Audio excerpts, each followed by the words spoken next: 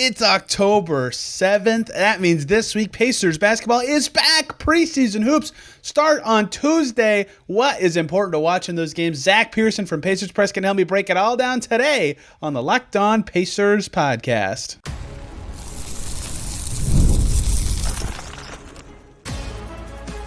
You are Locked On Pacers, your daily Indiana Pacers podcast, part of the Locked On Podcast Network, your team every day.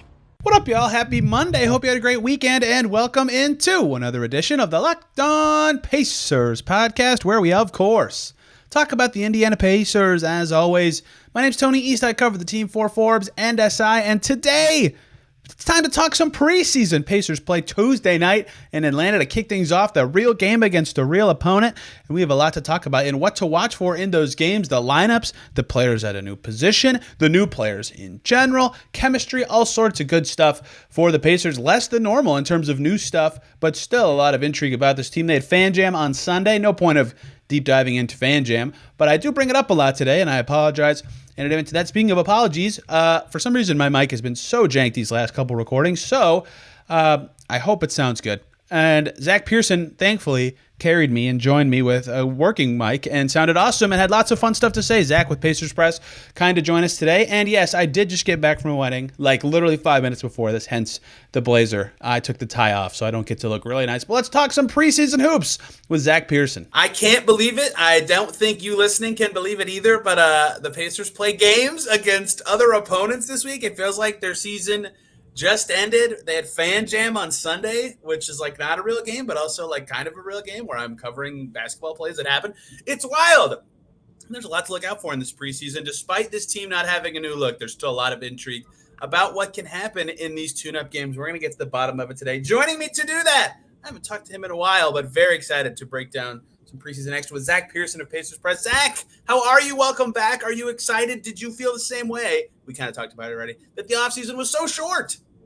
Yeah, absolutely. Thanks for having me. No, it's been a crazy kind of, like you said, the short off season is unique, I would say, or new and fun. So definitely excited to be talking basketball again and not having a long break this season. Personally glad that the part that got shortened was the hard part, which is like the pre-draft slog of, let me talk about these players that may or not be any good. We can talk about real players and lots of returning players for the Pacers. We'll get to lots of all sorts of stuff today, but I tasked Zach with coming up with some stuff, and I have my own of what we're watching for in the preseason for the Pacers. Zach, I will defer. You can go first. Yeah, so one of the things I'm probably most interested in right off the rip is just the team chemistry overall. Like you said, we have a lot of, or basically it's the same roster. I mean, you have James Wiseman, a few rookies, but it's the same roster that went to the Eastern Conference Finals. And I'm really kind of interested to see if they can really start the year off fast. A lot of issues in the past have been kind of those slow starts, getting in ruts, first quarter woes. Just really interested in seeing how they can kind of build off of that. They played basketball a lot farther into the season. They got a lot of reps, and now they have practiced. You see social media footage, Pascal, Siakam posting almost every day about everything, practicing, and the team seems like it's closer than it's ever been. So I think I'm really just interested to see if that translating onto the floor immediately, because you would expect a team that's as a deep of a run as it's made, and I feel like I don't know, maybe it's just a vibes thing, but they feel kind of like closer than any Pacers team in quite some time. So I'm really interested to see how that kind of translates, like I said, to the court. Yeah, happy players play hard, right? Like that's, people in the NBA believe that, and you can see it when a team has energy and when they don't, and why.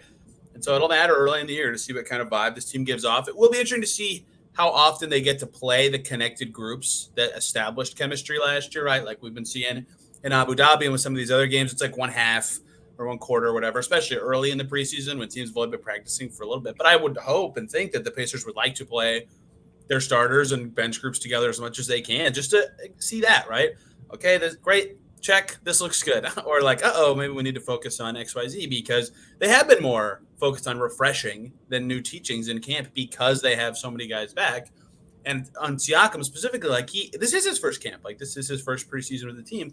Scott Agnes wrote this in his FanJam story, and I thought it was so true. Like the way he's fit in and how quickly he's gelled with the chemistry, you forget he's only been with the Pacers for 8.5 months. Like it just happened, right? And so he just re-signed. This is his first camp. You wouldn't know it with, like you said, how much he's posting and how well he fits. And he played solidly on the glass in FanJam today, like yesterday, for you all listening. So I will be curious if that clicks right away. And I think that's going to be important for their season beyond the preseason too, because the hardest, air quotes, hardest, we'll see how it shakes out when teams actually play.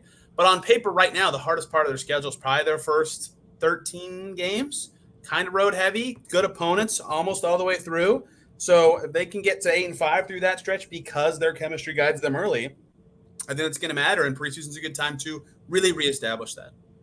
Yeah, for sure. And, I think it also, you can point at, they have a lot of leaders on this team, or a lot of guys that are at least wanting that role, which I think is unique. I mean, they've always kind of had a guy or two, but you have, Myles and McConnell and Siakam and Haliburton, all these guys that are kind of taking that step that I feel like really is going to help, push that forward faster. And so, seeing it, like I said, right away in preseason is a good test. And of course they're going to get better in preseason, but it's a good immediate test for sure. Yeah, I probably should have led with that. It's preseason. No one freak out if things are bad. No one go crazy if things are good. It's preseason. It's a preseason basketball game. Okay, something I am very personally interested in, just because there's been a lot of dynamics that have made me kind of like do an eyebrow raise or twitch my ear during preseason, is the bench unit, what it actually is, right? The starters seems pretty locked into me throughout the offseason. Throughout camp, we've seen the same starters that closed last year. Today in FanJam, the starting 5 on the white team was the 5 starters from last year. Feels extremely likely that's going to be the opening 5. Great. What the heck is going to be the second unit? Because there's a lot of stuff flipping around in my head of information, okay? So I'll list them all out. Zach, you know all this stuff, but let me remind everybody what's going on. So Isaiah Jackson's been in and out in camp, but when he's played, he's been the backup 5. Rick Carlisle even said he's been the backup 5. He's hurt, though, right now. And so in his absence, we've seen two things. We saw James Wiseman start the first half of this FanJam scrimmage today for the bench group, and then not playing the second half. He's still recovering. I get that. But throughout all of that stuff, we've seen two different groups. We've seen one group that's McConnell, Mathurin, Shepard, Walker, Wiseman. And we saw one group that was McConnell, Mathurin, Shepard, Walker, and Toppin. Excuse me, Toppin was in that first one instead of Ben Shepard. And so that's all very interesting to me, is that they've kind of tinkered with the front court in the absence of Jackson. I think Jackson's going to be the backup 5 when the season starts. However, we've also heard Walker be in that group. He was in that group at FanJam, and Shepard was not in that group. The first day of practice that we heard the blue team was McConnell, Mathurin, Walker, Toppin, Jackson. And so I've just thrown a lot of names at you. But all this information, all of these changing dynamics, I want to see what it is because Ben Shepard, I mean, Andrew Nemhard said it today, Sunday for you guys listening. Tyrese Haliburton said the first day of practice, he's looked good to some guys, but they want to play Jarris too, and he's looked much improved as well. So what is their bench? What is it actually going to be? Is it going to carry into the regular season? What can they tinker with? Because I get they want to play Jarris, but if Shepard looks good, he's also young and inexperienced. It's just like a lot of dynamics I'm interested in with Wiseman, and we'll get to Wiseman later, I'm sure, with who actually is playing and where and who looks good and what clicks, because obviously that bench was really good last year. I think it will be again, pretty much no matter who it is, but what they prioritize and who they play is going to matter. And I think we'll get to see their first bites of how they're going to kind of attempt to put that group together in preseason, because it might not be what we thought. Yeah, and I think it's a good problem to have. I mean, we kind of did the same thing last year where Carlisle kind of tells TJ McConnell he's not going to be in the rotation, and he ends up being one of the most important pieces that the team had, going down the stretch. So, like I said, it's a good problem to have. It's a lot of names, but, that's what you want when you draft a lot of young guys with upside. You have also, not to say this will happen, but injuries do happen. So, that can also let people, like you said, Jackson's not playing right now. So you see Wiseman, and I think it's good for him too, to get those reps. It's never a bad thing for a guy on his third team too. So, I mean, it's definitely going to be interesting, but I think overall it's definitely a good thing. And it brings out competition too. Like, guys want to play. Jarris Walker for basically all of last season was a bench guy who didn't get much minutes, and he was one of the top picks that the Pacers have selected in a long time. So It's going to be very interesting, but preseason is a good time to test things out. So you kind of want to have that balance of getting guys good actual rotation reps, but also you can kind of play with it a little bit. So I feel like the coaching staff has a lot of tools that they can use over the next few weeks. I'd imagine the fully healthy Pacers front court on the bench would be Toppin Jackson to start the season. I really wonder the Shepard Walker dynamic is what I'm the most fascinated by, because it feels like the other four spots are more so accounted for. But again, if Shepard's better than the guy they already liked last year, I mean, how do you keep that guy out, right?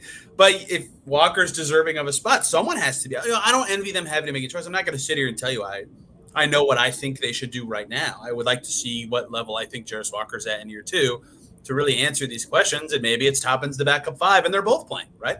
But I need more information to see it. And if I need more information, I mean, the Pacers have eons more data than I do, but I would bet they would like to see this too and figure out what kind of decisions they can make. So you're right. It's a good problem to have. Will Furr wrote this in an article forever ago. I say it all the time. A good problem to have is still just that. It's still a problem, right? Like you have to figure something out or find a solution at some point.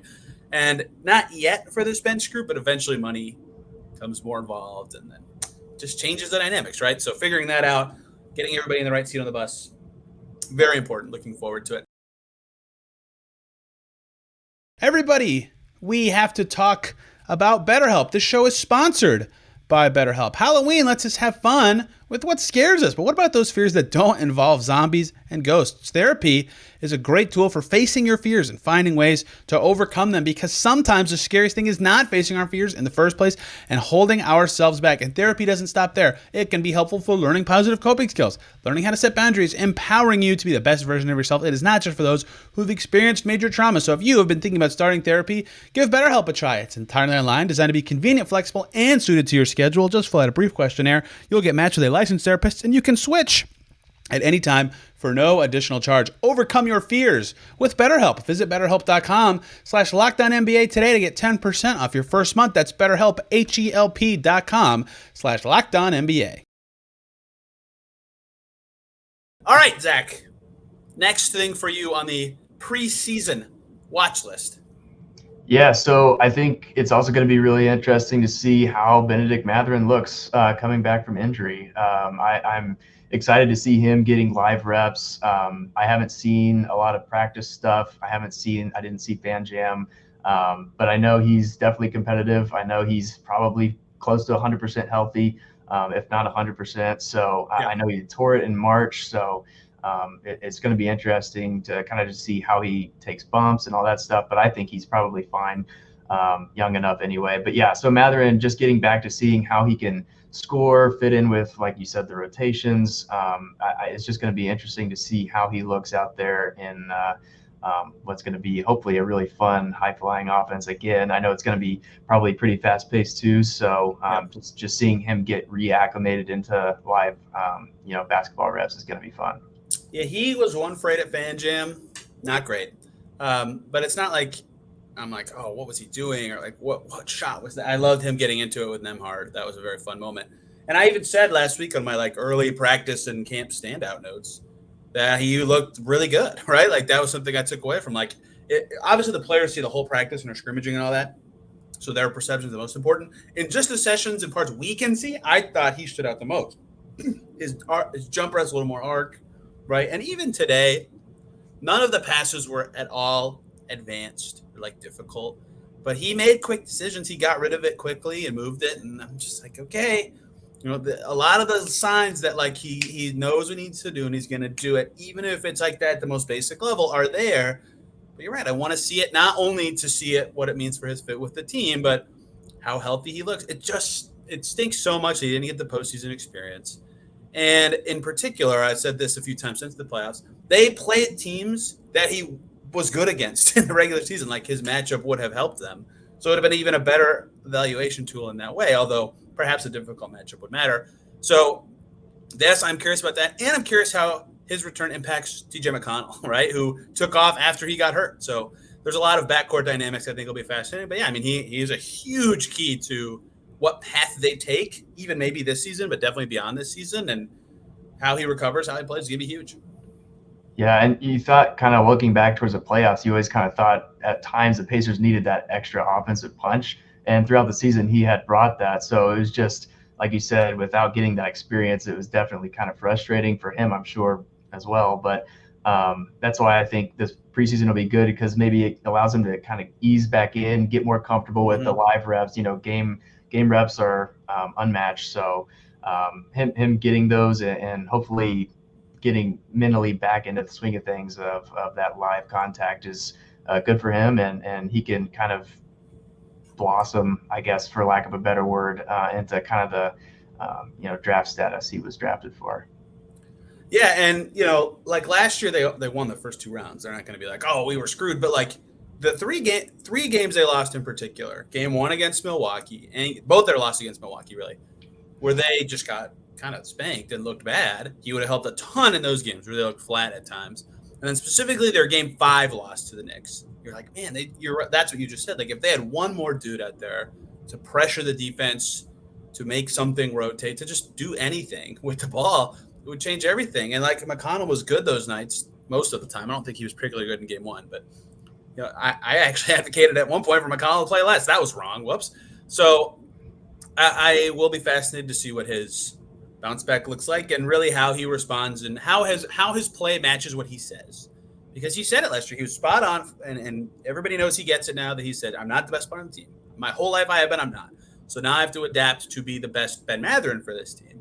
What does that look like? Can he really do that in the best way for him? And for me, the thing I'm looking at with him, if he can defend well enough to like make us talk about should he be starting, because that's why the starters on the wing and guards are who they are. I mean, don't get me wrong, Nembhard and Nesmith are really good and at other stuff, but they can defend. So they start in that lineup. If Mathurin gets to that level on defense, I think we'll have different conversations. There's I have a ton of intrigue with him. I will all season, and particularly, you're right, in preseason, because he hasn't played in a game since March 5th. It's going to be that's 7 months he hasn't played. Like it's a big deal.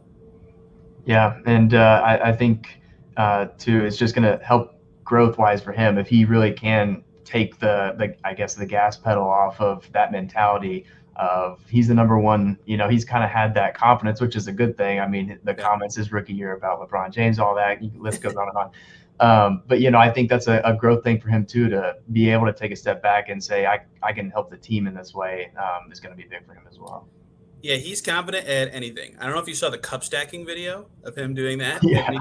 Yeah, he was very competitive and confident in his cup stacking. That's Ben Mathurin for you. I love that. That was it's very rare that this happens, but it was incredibly revealing about him in a good way as a person and player. In that vein of we haven't seen this guy for a long time, something else that I'll be looking for, this is probably the most generic and basic thing, so kind of a boring pick, but I'll throw it in. The new guys. All right. What do they look like in real NBA games with the Pacers? We saw Wiseman hit the court for FanJam. Looked pretty good. My first standouts to the game, Wiseman was in there, 8 points. He only played the first half. And people say this, and they're right, is that you've covered games in person before. Like when you're around NBA players a lot, the like giganticness of them wears off at some point. But Wiseman is now in a group of like 3 or 4 guys where I'm like, holy Jesus, he's huge. That group right now, I believe, is Wemby, Boban, and James Wiseman. So how he plays in this system, which should, in theory, be better for him on offense. Defense will matter a great deal. I'll be curious what he looks like. Cole Swider, new guy. He hit 2 3. He hits 1. He hit a 3 for sure. I think the second one was a warm-up 3, but he shot it okay. At FanJam, can he do stuff in real games? Last year, he had an Exhibit 10 with the Heat. He had a 17-point preseason game, and that basically got him onto the Heat roster, right? And the rookies are obviously new too. I don't know how much they'll play or what the deal is for if he didn't play in FanJam, but all of them as well. What can any of those new guys show? Do any of them in particular pique your interest? What are you looking for with those guys? Yeah, well, I think James Wiseman is obviously really interesting. I mean, you look back at where he was drafted, but I'm pretty sure he's the same age as Isaiah Jackson, if not very young, early 20s.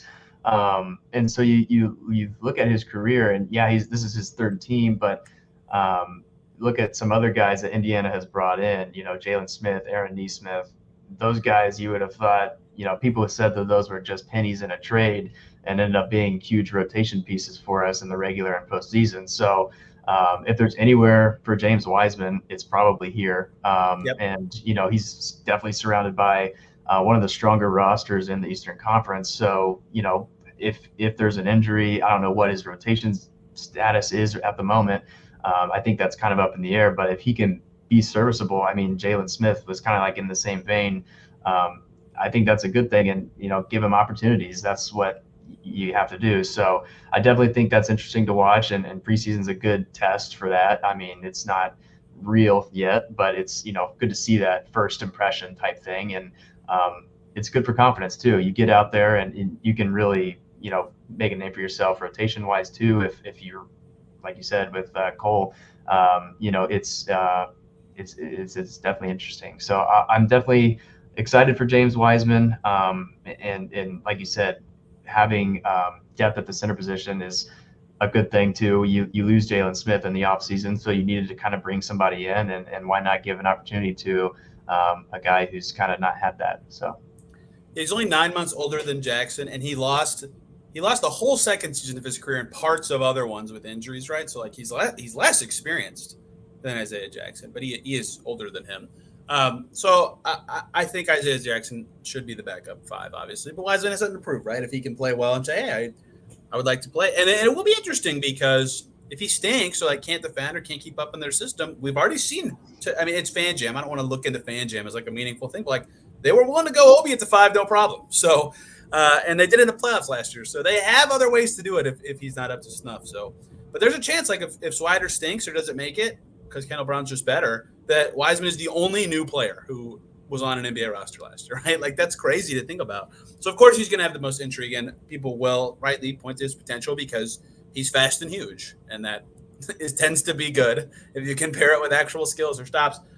Yeah, what's like Swider's interesting because the new player intrigue is there, but we really know what he can do, right? Like is he going to bust out a 2-dribble move in the preseason that makes you go, whoa? No, right? He might take a dribble and then shoot a 3, which is good. Making those shots is still useful. So I think Wiseman and the rookies, to the extent for if he's healthy, and we've seen Freeman and Newton in Summer League, but now they've had time to adjust to the pace and what the Pacers do. Any new guy that we haven't seen in a Pacers uniform before, in a new system, how do they look? Will be major takeaways probably every game of the 4 that we get. Yeah, and Furphy too is interesting because he kind of reminds me, skill set wise, of Ben Shepherd, bringing in kind of that shooting balance. So even if, like I've said this a couple times, I'm not saying this is a good thing, but if injuries do happen, you have guys that can come in, space the floor. I'm not saying he can make that immediate impact, like he's a rookie, and at the end of the day, you don't know. But depth is a good thing, and Indiana has probably the best depth in the league. I don't know. Hey, the Rockets owner, who is very biased, obviously, said it's his team at their meeting. Well, then there you go. I mean, I don't know. I mean, it's definitely. I'll take the team that went to the Eastern Conference Finals probably. He is right. The Rockets have a lot of players, and to be clear, they have a lot of young guys who are interesting, but they should know they're not as good as the Pacers bench. I thought that was very funny.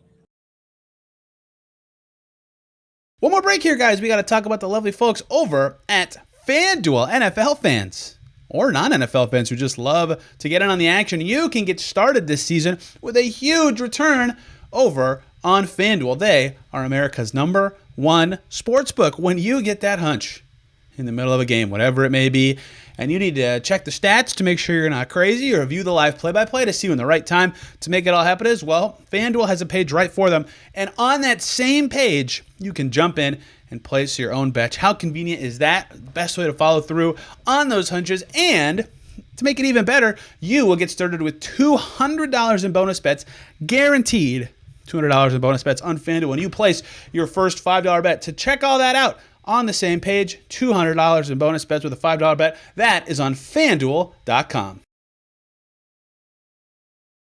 All right, I have another one, and I'm going to cut you off just because I want to talk about a player, and then I'm going to make you go again.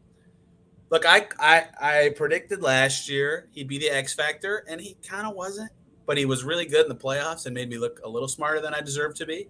And I still am just so high on his ceiling and have said I would not have taken the contract extension that he took. Obviously, it's easy for me to say because no one waived a bunch of money in my face and someone waved $18 million a year in his face. I'm so high on Andrew Nembhard as a player. I always have been. And again, Fan Jam is Fan Jam. I would have thought this before this, but he was amazing. He got to that step back mid-ranger all the time. He got to the rim. He made shots. He defended. He was getting into it. Then Mathurin, and they joke around. They're really close. It wasn't like get into it like actual beef. I just think, and maybe I'll look like I have egg on my face again, but last year at this time, does anyone remember this? Andrew Nembhard had kidney stones, and then he hurt his back, and then he hurt his knee, and like never got it off the ground until January-ish, like the Pascal trade.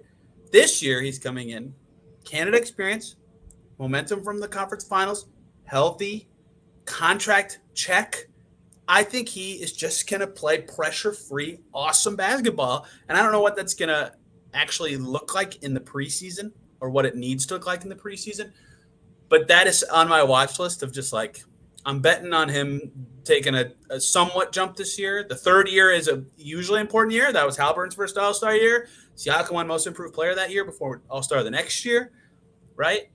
I'm really excited to watch Andrew Nembhard, and I'm looking forward to preseason for him. Yeah, and he's got the contract now. He's got the Canada experience, like you said. Definitely going to help for the mentality, the confidence. And he's played like that even with Canada. I mean, he just looks like an NBA. He's a dude out there, and that's like the perfect balance alongside Haliburton, which is awesome. And yeah, I'm definitely excited to see what he can do.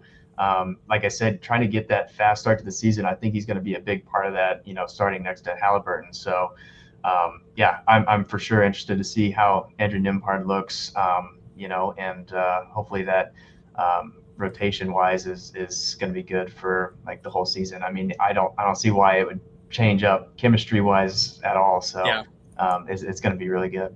I actually think the only way his role changes, but besides injuries, which we've talked about, whatever that changes things, is if someone else is just like exceptional, right? And that would be fine. If you're the Pacers, like, okay, great. Yeah, that'd be great. Yeah, okay, cool. But that, how exceptional could they be, especially if Nembhard's better? Like, I cannot put enough caveats on this because I know people are going to throw this in my face like saying, Fan Jam, this was a scrimmage against their own team. There was a stretch in the second quarter. Nembhard scored 6 straight baskets for his team. I tracked every basket consecutively. Let me read you the scores. Nembhard, Swider, Nembhard, Toppin, Mathurin, Nembhard, Toppin, Nembhard. Like, he was just cooking and I'm looking forward to seeing his year. And that could apply to any young guy, but I've always, to a fault, like people comment, like, you're biased on this kid. And maybe I don't think so. Maybe I am. I just happen to think he's really good. And I think he's going to show some stuff to start this year. And preseason's the first chance of that, which he didn't have a full preseason last year because he had kidney stones as a 22-year-old. What the heck is that? All right, you're up again, Zach. Preseason me. Yeah, so I think I kind of touched on it a little bit earlier, but I am interested to see. I heard kind of rumblings about Jarris being a 3 now. So just seeing kind of like what it really does look like and how much run he gets. I think overall I'm more so excited just to see what a rotation looks like. But Jarris Walker actually getting meaningful minutes, I do think he's a promising defender, or at least has shown that he can be. So like I said, it's still preseason, but just seeing what kind of impact he can make in extended minutes without it meaning like actual wins and losses. So just excited to see if he can actually develop or carve out a role similar to other guys on this team. I mean, Nembhard kind of very quickly like carved out a role for himself and is a starting guard next to Haliburton. Like one game. Yeah, I mean, so like just getting that opportunity, I think is all it is for Jarris. So yeah, I guess we'll see what rotations look like. But if he can show anything, that'd be really fun to see and talk about for sure. Yeah, I have a couple of thoughts on that. But you're right. Like, he played 3 at Summer League, and they've hinted at it and talked about it, in various interview spots that, him changing positions, transitioning positions, whatever you want to call it, is a thing that they would like to do. It's probably the easiest pattern to play, right? So that's one reason to think about it. And it's not like if you suddenly are playing the 3 more, you have no idea how to play the 4 if you're put in at the 4, right? So, okay, positives good, negatives bad. My first thought is I've said this a lot. Like, if you can guard a position, you can play it, right? Because even if you do nothing on offense, like if you're a 6'4" guard, but you can shut down centers somehow, great. They can play you at the 5 because you have neutralized something in a meaningful way. So the you are what you guard position thing works for me. That does make sense in some ways. And I think Jared can guard threes with his size and foot speed. He'll have to. I think lateral foot speed is going to be something this year for him that's going to be major. He got beat by Neesmith pretty bad on a drive. I don't think Jared's played a bad game Sunday, but he got beat pretty bad by Neesmith on a drive, right? Like, he can't have that happen very consistently this year because that's a major thing for him. If he can play that 3 spot, he'll have more chances to play, especially with the roster construction the Pacers already have. And if he can guard threes, great. He can play in any lineup at any time because that's a super important thing for the Pacers long term is that he can defend and specifically defend in their system. So how that specifically comes to be in preseason or what it looks like will be fascinating. And on the offensive side of this, it's a lot easier to play him at the 3 if he can shoot or pass, and he could shoot or pass last year. He made a nice 3 on Sunday. Again, I'm not even going to talk about – I got to quit talking about FanDuel. People are going to clown me. But, I'm intrigued to see it, and it's not like critical for his long-term outlook that he can play the 3 at a high level, but it certainly matters in the short term for him potentially playing more often, right? So I agree with you. That is a somewhat major thing to track. It's the first time we'll see it against other opponents. Yeah, and I think it's just good for his confidence too. I mean, not playing for the majority of last season at the draft pick. I mean, he was on a roster that was ready to play. So, his impact, you didn't really know where it would be. But, I think confidence-wise is huge for NBA players. So, just getting those reps and extended minutes and maybe just proving that, he can do it if needed. So that's just, what we're at. And in general, in preseason, keep an eye on standouts compared to your expectation, or compared to I think it's in general important to have a baseline of what you think guys will show or what you think the team will show in preseason, because it can be tipping when that doesn't happen. Like last year when they were in Memphis for their first preseason game, and who comes in as the backup for? Jordan Nwora, and the whole Pacers internet people were like, huh? And that didn't last very long, but it happened. And Isaiah Jackson was the backup 5 that night, and Jalen Smith outplayed him a bunch. And that mattered for both guys, and it was very revealing about how they feel about them. And if you really want to go farther back, preseason was the first time, Zach, I know you remember this because you also were high on this player like me. Preseason was the first time Edmund Sumner was like, oh, wow, this guy's pretty good. And then it turns out he was a legitimate NBA player that got in the 50s, I think, right? So that just anyone who pops at all, first of all, that matters, especially compared to expectation. Anyone who hits the floor in a different role than even we've talked about today, that stuff's all going to be noteworthy. And that's what I'll be talking about after every game. They don't play till Tuesday. Looking forward to it. Also, last fan jam thing, I swear. If you want to watch the video of Tristan Newton singing, first of all, he was Fred Flintstone singing Justin Bieber. And if you want to watch Enrique Freeman singing Uptown Funk, and if you want to see Johnny Furphy singing Kiss Me Through the Phone, my personal YouTube channel, you can find all those videos. It was very funny. Zach, thank you for the time. Where can people find you and your work covering the Indiana Pacers? Absolutely. Thanks for having me. I'm at Zach Pearson NBA on Twitter, and you can see my website, PacerPress.com. And if you want to know, if you're not watching the game and you want to know if Obi Toppin's playing well, the Ain't No Stoppin' Obi Toppin graphic is coming from Zach. He will be back. Obi is playing well. He also, one more time, you know what? Screw it. Everyone's giving him already. He also played pretty well at Fan Jam. Had some nice dunks, although he's not very happy with me about asking him about someone else's dunk after the game. Quentin Jackson with the highlight of the day, in my humble opinion. Back tomorrow talking season previews for the centers, and then Tuesday into Wednesday, we're talking about a real game. The Pacers play a game against a real opponent. Can't wait. Zach, thank you for the time. Give him a follow. Check out all of his work. We'll see ya very soon.